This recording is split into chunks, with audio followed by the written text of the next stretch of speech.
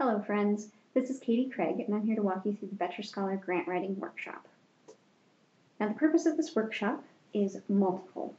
First of all, we decided at the Better Foundation that this was really an opportunity for us to share our expertise as grant makers with our Better Scholars. We wanted to provide scholars with specialized knowledge that's not available to most applicants. So this is a unique opportunity for you, one we wanted to provide as another value add to the scholarship program. Now, in the short term, I also wanted to tell you that this is a competitive process. Only 67% of grants were approved last cycle. That means that it means something to be awarded a Better Scholar grant. It's not an entitlement that comes along with your scholarship. It's an opportunity to participate in a rigorous selection process, similar to the scholarship itself. And hopefully that'll help you design an exceptional program and also receive funding for it. We want you to be successful, so we're here to ask tough questions and have high standards. We will help you with the program design and the proposal writing, and so will your Better mentors. So the idea is to further enhance the value of your Better Scholarship by encouraging you to design unique and valuable enrichment experiences to really stretch yourselves. Then in the long term, we hope that this will help you develop skills that will make you competitive for future opportunities. When you choose to apply for other grants, whether those are campus, research grants, NIH grants, or for postgraduate fellowships such as the Rhodes, the Marshall, or the Fulbright, and you're working with people who don't already know how great you are and won't or can't give you this level of individualized attention, then you'll already have a head start. You all are Colorado's best and brightest. We would be doing you a disservice if we didn't expect a lot from you. We also know that you will have heard some of this before. We hope that you have. But each part of this presentation will be new for different individuals, so it's important to cover it for no other reason than that the proposals we were getting in the last few years made it clear that covering this material was necessary. It's important information, and it's good to have a refresher course or to learn new details. Now, I mentioned that we wanted to share our expertise with you today, but what does that mean exactly? Well, I'll talk to you in a minute about the Better Foundation specifically, but as for myself, I have a master's in English, taught college-level composition, argumentation, and honors literature for 3 years at the University of Denver, and I'm now entering my 11th year working in higher education. I've been the assistant director of an honors program. I've been the residence hall faculty resident, instruction for regular honors and service learning courses. In addition to all of that, I also studied and worked in France, Ireland, Spain, and Costa Rica for at least a semester each, all self-directed with various travels to other countries. Finally, at the time of this recording, I've been the director of the Better Foundation Scholarship Program for 5 years, and I've served as the program officer for our capital grants to institutions of higher education. So I've seen a number of grant proposals over the years. So I've created this presentation with information from the Grant Writing Institute, a national grant writing organization, and used my own expertise in order to help you develop meaningful projects and write competitive proposals. So, without further ado, I'm going to talk to you a little bit about where we're going today. These are the different items that we're going to hit throughout this presentation. It's a roadmap of what we'll be covering. I'm going to give you some context about the Better Foundation and what exactly it is we do besides the scholarship program. I'll share with you some context regarding the funding environment and what else is out there when it comes to grants. Talk to you about how to design a unique and valuable enrichment experience. And remember that we're asking you to think big, dream, and design a truly exceptional experience. So we want to give you some tools and resources to do just that. I'll explain the actual grant application process, what you need to do to secure funding, so the very down and dirty practical tips. Also outline goals and expectations of the project evaluation, which is a key part of this process. So first we're going to talk about the Better Foundation. We are a privately endowed grant-making organization with net assets of approximately $250 million right now. We are the second oldest foundation in the state, second only to El Pomar and then by only 2 weeks. One of our major programs is represented on this slide. That's our Capital Grants program. We have 4 giving areas in that. That's arts and culture, community and social service, education, and healthcare. Now, capital grants are for new buildings or for renovations, and we provide these grants to nonprofit organizations across the entire state of Colorado. Some of our notable grants that you may have heard of include the Better Concert Hall, the Georgetown Loop Railway, Central City Opera, maybe the Better Conservatory at the Denver Botanic Gardens. You might have visited Children's Hospital recently and seen the Better Atrium. We also gave a large grant to Clayton Foundation and Qualstar, and we also have the Better Teachers Program, which helps returning professionals get their master's in licensure in education. Now, a second major giving area that we have is the Webwaring Biomedical Research Program. Now, this is interesting because of the history of the foundation. As I think you all know, we were established in 1937, and our mission statement was to support, promote, and encourage the residents of the state of Colorado. Well, this aligned with the mission of another great Colorado organization, the Webwaring Institute for Biomedical Research, which was founded in 1924. Due in large part to this shared interest, Webwaring decided to entrust the Boettcher Foundation not only with its assets, but also with the continuation of its legacy. So in the tradition of the Boettcher Scholarship Program, the Boettcher Foundation's Webwaring Biomedical Research Awards will invest in potential. The grants support early career biomedical investigators whose work has a direct impact on human health, who are within 4 years of appointment in their career track academic positions, and who have not previously received a major independent research award.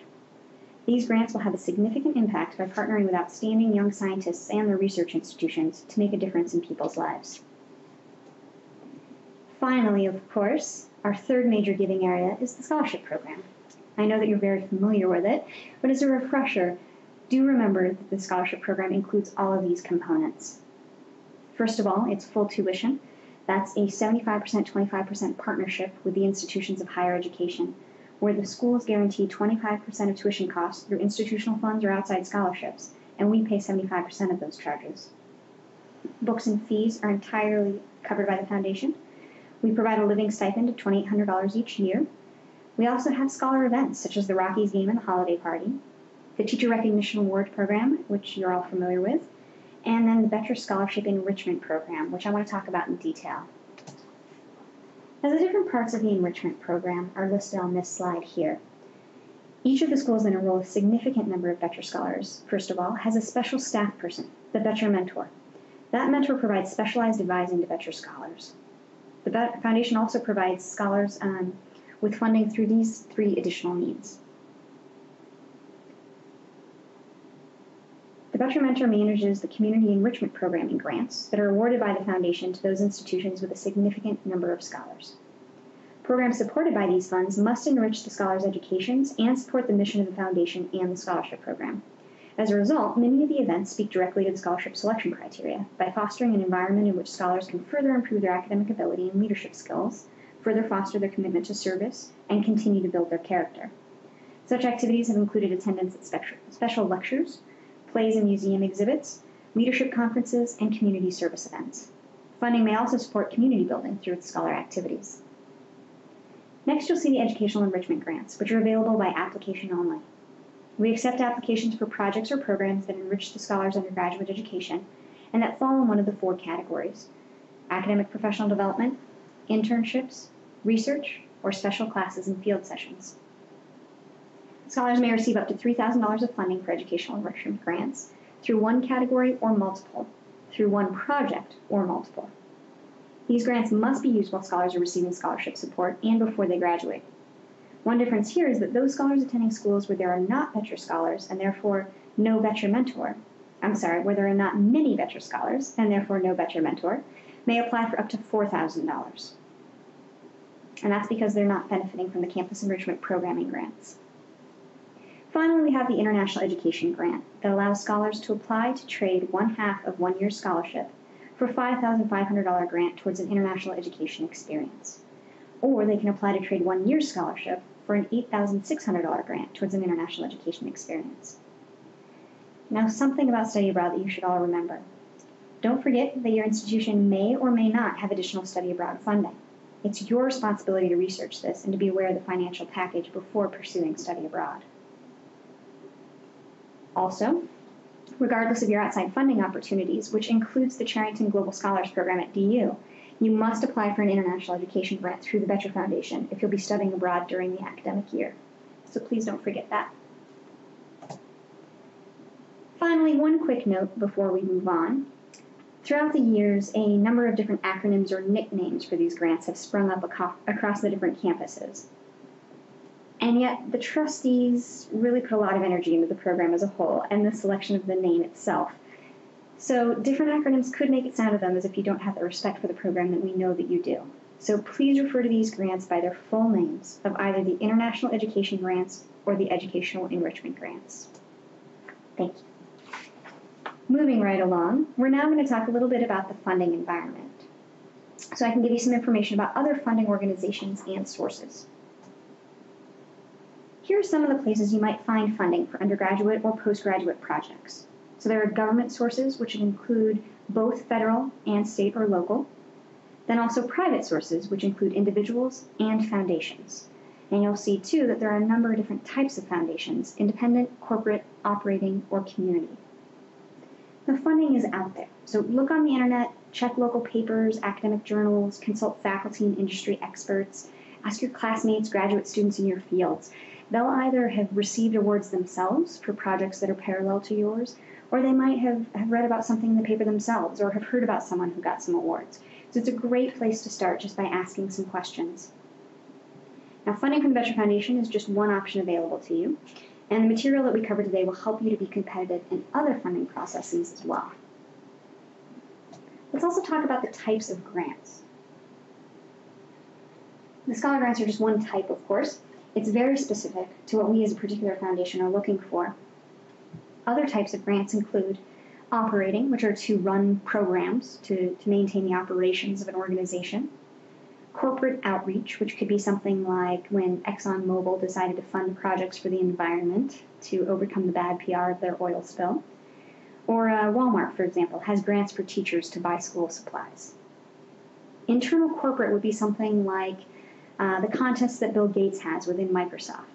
Now, he has this contest amongst his employees for the best new idea, and he then funds it through the company and gives that employee a percentage of his or her time to spend developing that project.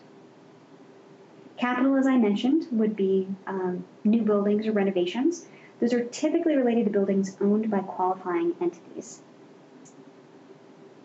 Now, we're very proud of the numerous capital grants that we've awarded, and again, that's throughout the entire state of Colorado. So if you're ever interested, our grants program director would be happy to share information about grants awarded in your hometown or in an area of your interest. Please just contact us at the foundation and we'll put the two of you in touch with each other. Next, we've got academic or research grants. Those would be for individual projects. And then educational grants, which could be projects in a classroom, which would be secured by teachers. Here are some more grants, specifically in the area of academics and education. And while some of you may have heard of these, it's great to learn more about them now, so if you're interested in applying for one of them, you know well in advance what they're all about. The information we'll be giving you today clearly speaks to what we're looking for in evaluating these scholar grants. But again, it also has broader applications, like these types of grants and fellowships. So I would highly recommend that you seek out the Nationally Competitive Scholarships Advisor on your campus to learn more about these opportunities. If you need help identifying this individual on your campus, let us know and we'll help you find the right person to talk to. Okay, so now you know that there are different kinds of grants out there. Now comes the fun part. We're going to talk about how to develop a unique and valuable enrichment experience that will hopefully earn you funding. I know a few of you already have something in mind, but I want to talk about the process of actually putting together and designing the experience for the project in order to flesh your ideas out. So where do you start in designing an experience? What resources can you use, and how can you maximize the potential of the opportunity? That's what we're going to talk about now. Notice that I am addressing how to develop the project first, before you contact anyone for funding or start any kind of grant process. This is critical. You should have a fully developed project before you begin looking for funding. Okay. Now the first step is to think about how you can design a project or experience for your educational enrichment that also furthers your field or benefits others, either by immediately serving others or allowing others to benefit later on when your experience in this project makes you a better informed professional in your field. While that sounds great, it can sometimes be hard to get started. Here are a few questions you can ask yourself to help get the wheels turning. Or if you already have an idea in mind, think about how these questions could lead you to further enhance the value of the project or experience. The main idea is to distinguish yourself from other graduates. So brainstorm and consider all different kinds of ideas. For example, if you're going to be studying abroad anyway, what will make that experience better or more valuable? One of our students recently was studying abroad, and in addition to her time there taking classes, she also got an internship at a nearby museum because she was very interested in curatorial studies. And then because swing dancing was a significant interest of hers, she was actually nationally ranked. She went to an international swing dancing contest just after finishing up her studies. So those are two add-ons to really round out your experience and to distinguish you from other individuals. So push the envelope. Think beyond the realm of possibility. Be inspired, and reach outside your comfort zone. Now, once you've invested some serious thought and consideration in the areas that are most interesting to you and will best serve you in your education and future career, start thinking about how you can match up your interests with opportunities. There are a number of resources and people who can help you. So reach out to these people and ask for ideas, guidance, direction, and insight. It's amazing what can happen when you let people know that you're interested in doing. If you don't tell people what you're interested in, they'll never know, and they won't be able to help you identify or pursue opportunities. But if you mention to someone that you, say, really want to study pain management in the field of midwifery in rural Cambodia, then you might just find that your RA's aunt's best friend's cousin is a Cambodian midwife. The universe works in mysterious ways, so put your desires out there and then stay alert for potential opportunities. Then, of course, you need to assess the viability of those opportunities. To that end, let me ask you, how old is the woman that you see in this picture? You got it in your head now? Well, some of you are going to be saying about 23, and others maybe about 93. Do you see them both? The young woman looking slightly away from us, wearing a fur stole, or the old woman looking down, bundled up from the cold? How about this one? Which animal do you see? Maybe a rabbit with its ears pointing straight back behind it. Some others of you would have seen that those ears were actually the beak of a duck, though, facing the opposite direction. So why is that pertinent? Because they're just a couple visual aids to drive home the point that assessing the viability of an opportunity may require shifting your perspective. So get in that mindset of switching around how you're coming at something so you can look at all the different angles possible. So this process is going according to plan. You may have generated what you think are a few different viable project ideas. You've talked to your professors, to classmates, and you've started to come up with a few ideas that you might like to pursue. Well, now at some point you're going to need to narrow down that focus. So in objectively assessing the viability of project ideas, whether you're narrowing them down or you've already settled on the one you think is the best fit, you should do the following things. Do the primary research on all the options to know where to make your move. It's sort of like asking somebody out to prom. You need to see what your options are in order to make the best choice. Then you need to think through and articulate the specifics of the project. The more detail you have about the project, the easier it is to convince others that you've thought through the project and that it has a high likelihood of being successful. Then attach significance.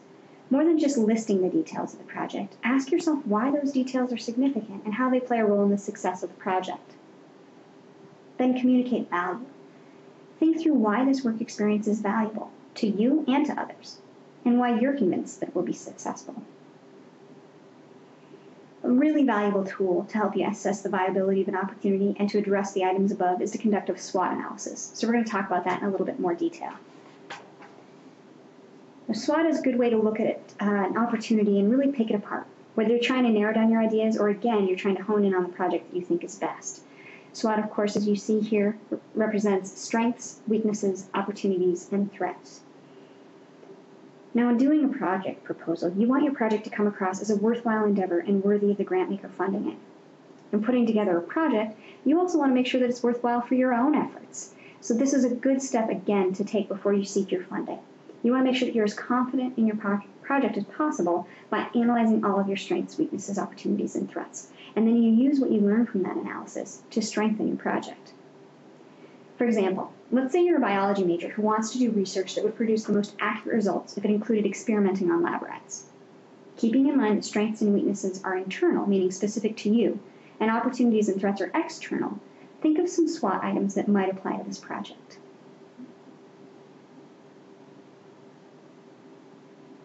Do you have a couple? The strengths could be previous lab experience, for example, previous research that builds to rats. Maybe they did some experiments on tsetse flies that then moved on to mice, which then moved on to rats. A weakness could be something like squeamishness. That might lead to alternate research. Or a lack of experience or knowledge, or maybe liking or disliking rats so much that it impairs the research. And externally, let's think about some threats. That could be PETA protesters, lack of university support, Opportunities could be that there's a national conference coming up, which is on this certain type of research. Maybe there's an opportunity to work with the foremost rat experimenter in the nation, or you know someone who raises rats. The research could be especially high level because of a particular reason. All sorts of ideas out there. So take some time thinking through each area on this to really flesh out all the opportunities that are there. Then once you've done the exercise, you can start to look for ways to capitalize on your strengths, mitigate your weaknesses, take advantage of opportunities, and then turn threats into still more opportunities. For example, if you did have a lack of experience or knowledge, that was one of your weaknesses, then you could look into building your work record. You could overcome the squeamishness, for example. Maybe there's a motivational tape you could listen to right before bed, which would help you feel okay with experimenting on rats. Or maybe there's another way to do the research that both addresses one of your weaknesses and one of your threats in the PETA protesters. The other thing that you could do if you're getting a lot of attention from protesting is use it as an opportunity to educate people about your research. So I encourage you to download a worksheet that we've provided on the website where you found this webinar and walk through it to assess the viability of your possible projects. There's really a lot of value in taking some time to reflect on that and to think through each of the areas on this worksheet. Then, once you've gone through a thorough analysis of the various opportunities you're considering, which is obviously through the SWOT assessment I just talked about, but also some objective assessment of the value of the project and some deep thought on what's most in line with your interests and your goals, something that's authentically of interest to you, that you really feel is a good match for your own individual goals. Then you are able to identify and invest in the best fit opportunity for you and your background, your talents and your interests. Now, what do I mean when I say invest in the best fit opportunity? Well, it allows you to focus on the project. You can more fully develop it in order to prepare to apply for a grant to fund it. So it's like now you know who you want to ask to prom, so you have to go after him or her. Now, investing in the best fit opportunity, you're going to want to address three main ideas: the problem statement, the goals and objectives, the work plan and methods. That's the why, the what, and the how. So let's talk a little bit more about each one of these. First of all, the problem statement, the why. And that's the first thing to develop and articulate in preparing to apply for the grant. What problem does the opportunity address, and why is that important? For example, let's say that you want to do some work at a medical clinic in Lima, Peru. A way to summarize the problem that you're addressing for the clinic, again, the problem statement typically goes beyond you. So that's what I mean here on the slide when I say verify the need for your project or program in an objective way. So this is not personal or emotional, but what's the objective problem that you're going to be addressing? And then also tell us why you're the person for the job. Okay? So looking at that slide there, an example of how to do that for the example of working in a medical clinic in Peru could be something like the following. The clinic is struggling to figure out what additional staff to hire. They are so overwhelmed with the volume of patients and spend a great deal of time trying to address their needs on a case-by-case basis that they don't have the time to figure out who they really need and where. You are interested in researching the services of people that people are most using to help the clinic determine where they need the extra staff. You've got an interest in the medical profession, speak Spanish fluently, and have recently done a class project about the medical care crisis for kids in South America. Your Spanish professor happens to be from Peru and is able to connect you with her aunt who works in the clinic. You're interested in helping the clinic and the people it serves. So the problem you're addressing is that the clinic doesn't know which type of staff to hire, and you are uniquely positioned for this job because of your preliminary work, your interests, and your connection through your professor. Now we're going to move on to the goals and the objectives. Okay, so that was the why, now comes the what. You're going to need to articulate the desired outcomes of your project. What do you want to accomplish? What do you want to get out of it? Exposure to medical Spanish, exposure to a medical clinic environment, the opportunity to shadow one of the doctors in the clinic? What will the community get out of it? Better service, more efficient operations, improved quality of care? When doing this, it is imperative that you use SMART goals. So I'm going to talk to you in detail about this. Now, this is one of the primary areas where scholars really struggle. So let's talk about that in more detail. SMART goals. Specific, measurable, accountable, realistic, and timely, as you remember from the last slide. So a bad example of that is, I will do medical research in Peru. It's better than it could be. It could just be, I will do research. period. But even so, I will do medical research in Peru is still very vague. It's not specific. It's definitely not measurable, accountable. I don't know if it's realistic because I don't know what it entails, and I don't know if it's timely.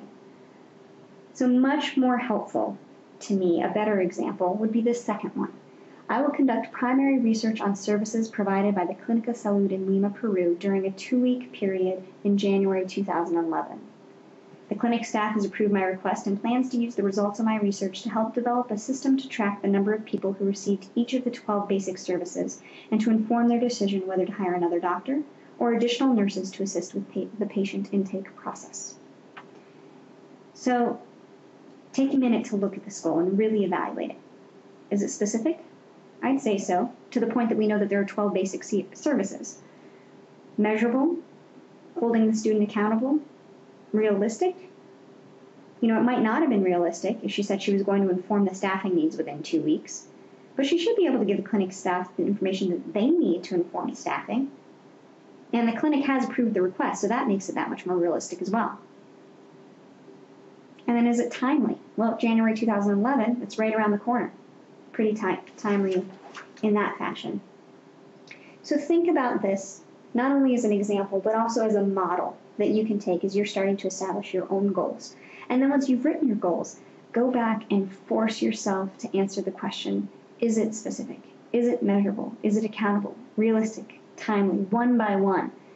You'll likely want to fudge a couple of them, but if you go back and you really do the thought work, it'll benefit your project and your overall experience.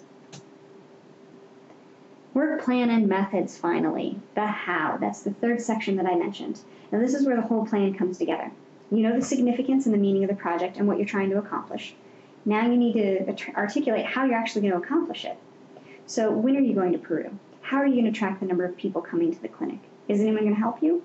How much will you know about the services that the patients require? And how will you know what those services are? How much is it all going to cost? That's another way that you really need to make sure you're being realistic in your planning. A nice thing to do too when you're working on your timeline is make sure that each activity corresponds to specific goals. As you know from other areas in your life, if you make a bunch of goals and then you have very busy days, but none of the activity that fills your day maps to your goals, you're never going to accomplish them. So make sure that you're choosing wisely what it is that you're doing with your time. So now, and only now, are you ready to move forward to the application process. Everything that we've already talked about should happen before you ever sit down to apply for the grant. You've already designed and developed the project, and so now we're now ready to talk about why it's such a great opportunity. This moves us into the application process. You should all be familiar with the Scholar Grant process from orientation, various emails that you've received from the Foundation and Veteran Mentors, as well as from your campus information sessions. We're now going to talk about the logistics, the nuts and bolts of actually applying for a Scholar Grant. Now, the first thing you need to do is make sure you're eligible to apply. In order to be eligible for the Educational Enrichment Grant, make sure that you meet these guidelines. You must be a current scholar in good standing when the grant will be used. You must be in a position to use that grant before graduation. You need not to have already used the maximum $3,000 award limit, and the project must fall within one of the following categories, the categories that I read through earlier in the presentation. Now, the minimum guidelines for the International Education Grant are pretty similar. Again, a current scholar in good standing, prior to graduation, not have already used the International Education Grant because each scholar receives only one, and it needs to be an approved program for which the academic credit will transfer to the scholar's university or college. Once you're sure you're eligible, these are the steps that you'll go through to apply for a Scholar Grant from the Veteran Foundation. First, you'll view the grant writing webinar, which you're halfway through at least. At the end of this webinar, there will be an evaluation link, so you'll fill that out as well. After that, you'll move forward to the online letter of inquiry phase. There, you'll answer questions regarding the webinar, and then you'll also submit a letter of inquiry to the Foundation through the Scholar Grants online form. As you know, the webinar is required, so the questions regarding the webinar, which is part of the letter of inquiry phase, will show us that you've done what you've asked. You'll then take your initial grant proposal to your Veteran Mentor, Advancement Representative, or Writing Center staff member for review.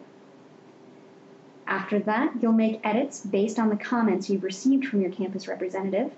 You'll provide information regarding your review session, and you will submit your final grant proposal to the Boettcher Foundation online. Finally, you will submit your evaluation report online and mail a thank you letter to the trustees of the Boettcher Foundation upon the completion of your experience. Make sure also that you read the deadlines for the cycle that you are going to be participating in off of the handout that is provided on the website. We have some PDFs there where you selected the webinar, and that will show you the information and the deadlines for each of the grant cycles coming up. That'll make sure that you don't miss any of the deadlines for each of these 5 steps. Another note that's good to know is that this webinar can be viewed well in advance of the scholar's anticipated application cycle, and you can also view it multiple times. So if you're viewing it now as a freshman and you're not going to apply for a grant for another 2 years, you can always come back and re-access this information. Similarly, if you're at that letter of inquiry phase and you need to answer some of those questions, but you can't quite remember some of the details, you can come back and watch the webinar again. Now, I mentioned the grant cycles. This is something that has confused people in the past, so I want to spend a little bit of time on that. I mentioned that there are 3 PDFs for each of the cycles that give you all of the deadlines. Of course, it would be helpful if you knew which cycle you were applying in, so you knew which PDF to look at. Well, here's how you figure that out. If you're applying for projects or programs that will occur in the winter or spring of the academic year, anytime January through April, then you're going to need to apply during the prior fall cycle. That'll have a final proposal deadline of October 15th. So keep that in mind. If it's a winter or spring program, you will apply in the fall cycle. For projects or programs occurring in the summer, May through August, you'll apply during the prior winter cycle with a final proposal deadline of March 15th. For projects or programs occurring in the fall, September through December, you will apply during the prior spring cycle, which has a final proposal deadline of April 15th. So I hope that that's helpful. And again, if you have any questions, always feel free to contact us at the Foundation. Now I want to talk about each of the stages in a little bit more detail. Now the purpose of a letter of inquiry is to determine if the project could fit within the grantmaker's guidelines. Many grant-making organizations, including the Boettcher Foundation and our Capital Grants program, require that a letter of inquiry be submitted before a proposal would be considered. We want to make sure that we can make an early determination if the project potentially falls within the funding guidelines before a full proposal is prepared and reviewed.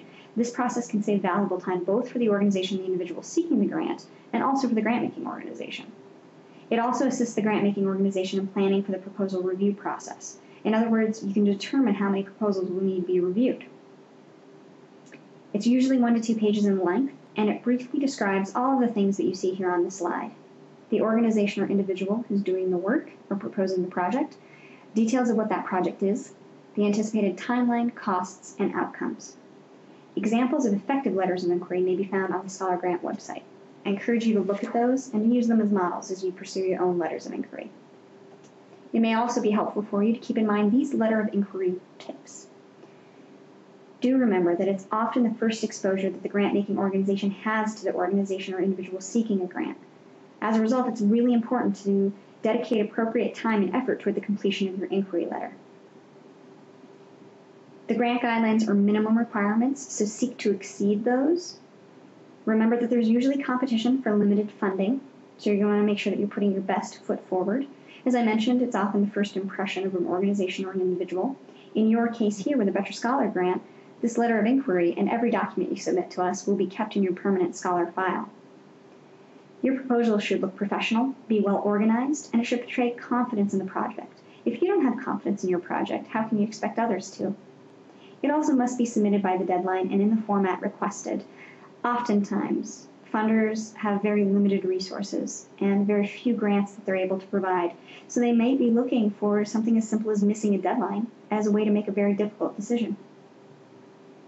The other thing that's important to note when I mention that it's really important to dedicate the appropriate time and effort to the inquiry letter is that we have appropriately declined Scholar Educational Enrichment Grant and International Education Grant requests at the letter of inquiry stage due to a lack of preparation. We've also more thoroughly scrutinized proposals which barely made it through the letter of inquiry stage. So please take this seriously. It's a very important part of the process. Once your letter of inquiry has been submitted and approved, you will be able to advance to the online grant application. And your proposal is a professional written document that follows the required format and presents the necessary information. Also think about your proposal as a logic argument about why the project deserves to be funded. This should be easy since you already did all the work on the front end to think through the specifics of your project. Now you just need to translate that into the proposal itself.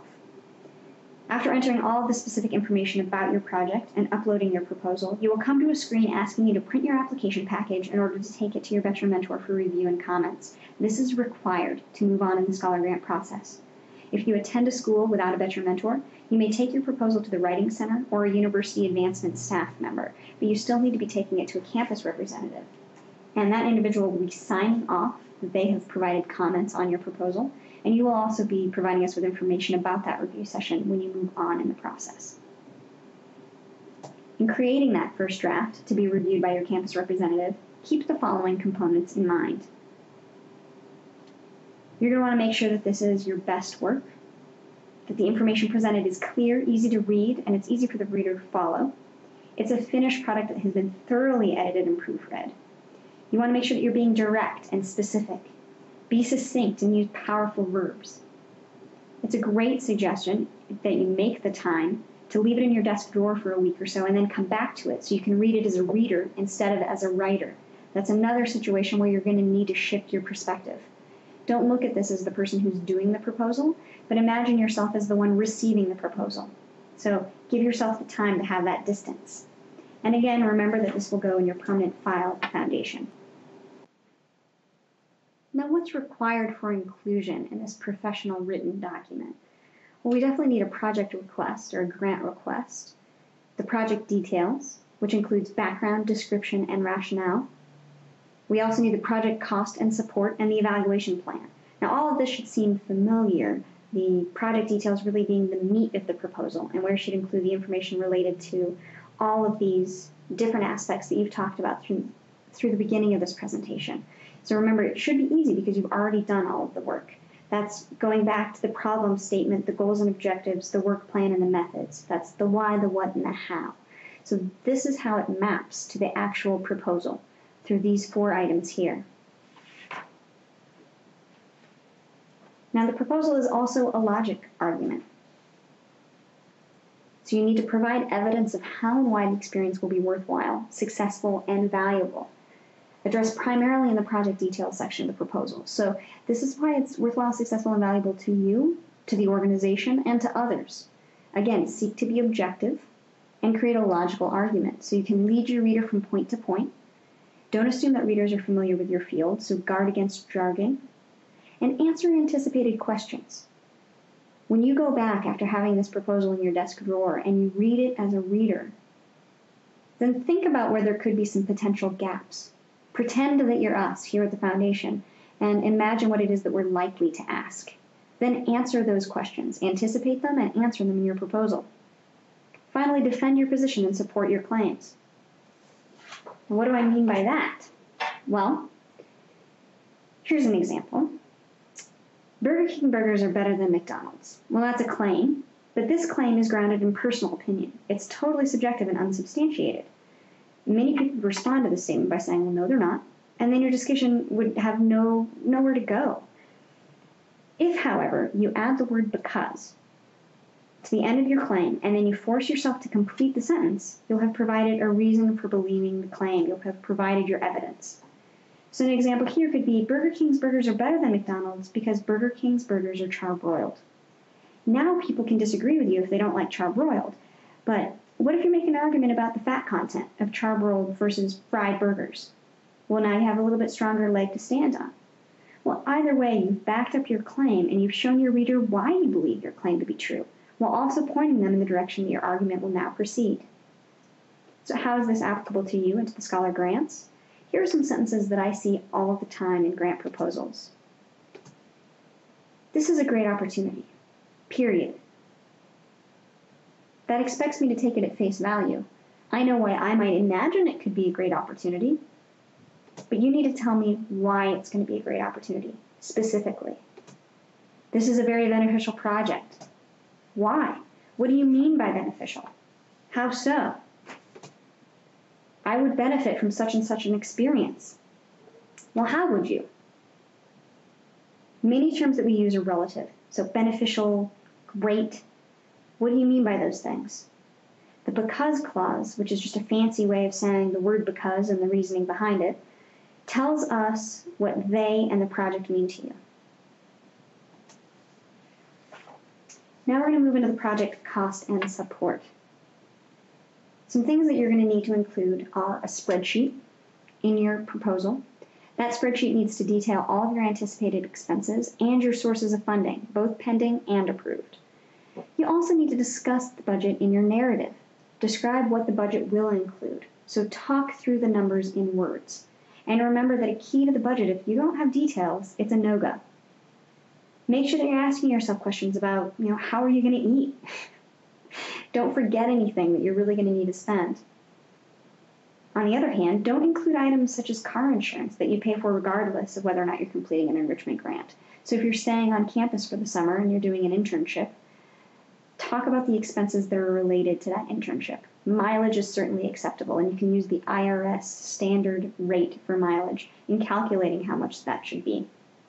There are also some sample budgets on the website that I encourage you to look at, both a strong example and a weaker example. Now, the final component is the plan about how you're going to determine if your experience has been a success. You'll be writing a follow-up evaluation report, so the better job you do here, the easier it will be to determine what you should be paying attention to throughout the experience, and then the easier it will be to complete the report upon your return.